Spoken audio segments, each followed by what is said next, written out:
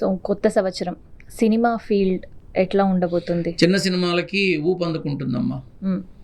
ఓటీటీలో విపరీతమైన ప్రభావం పెరుగుతుంది, పెద్ద సినిమాలు తగ్గిపోతాయి. పెద్ద సినిమాలు కూడా చాలా వరకు డ్రాగ్ అవుతూ ఉంటాయి.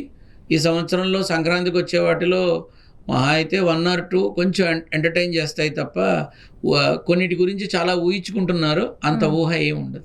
సో పవన్ కళ్యాణ్ గారు మొన్న రిలీజ్ అయిన ఫిలిం అయితే ఫ్లాప్ అయింది తెలిసిందే. అంతకుముందు కూడా ఫ్లాప్ అయిందమ్మా. సో మళ్ళీ కొత్త మూవీతో మీ ముందుకు రాబోతున్నాను అని అనౌన్స్మెంట్. సో అదేలా ఉండబోతుంది? లేదమ్మా, ఇంకో 2 ఏళ్ల తర్వాత మాట్లాడదాం దాని గురించి.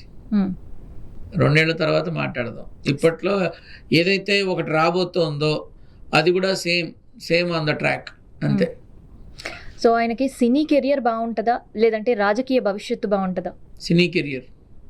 ఇంకా రాజకీయ భవిష్యత్తు గురించి సినీ కెరియరేనమ్మా. ఈ రాజకీయపరమైన భవిష్యత్ అనేది తనకే చిరాకు వచ్చి తనకే విసుగొచ్చి ఎడంకాలతో తన్ని మరీ బయటకు వస్తాడు ఒకానొక టైం. పవన్ కళ్యాణ్ గారు ఖచ్చితంగా వస్తాడు. తను అన్నీ వద్దనుకొని తన వ్యవసాయ క్షేత్రంలో ప్రశాంతంగా కూర్చొని పుస్తకాలు చదువుకొని అందరి కోరిక మేరకు వచ్చాడమ్మా రాజకీయాల్లోకి.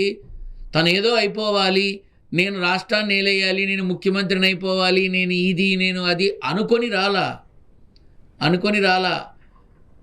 అందరి కోరిక మేరకు వచ్చాడు, అందరి కోసం నిలబడ్డాడు, అందరి కోసం చేశాడు.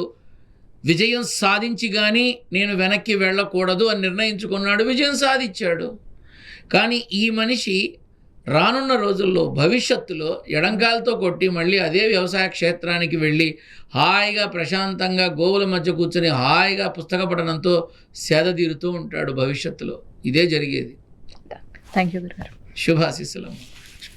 సో ఇదనమాట పొలిటికల్ ఇష్యూస్ కావచ్చు అండ్ దాంతోపాటు సినీ రాజకీయ ప్రముఖులకి ఈ కొత్త ఏడాది ఎలా ఉంటుంది ఇట్లాంటి విషయాలకు సంబంధించిన ఇన్ఫర్మేషన్.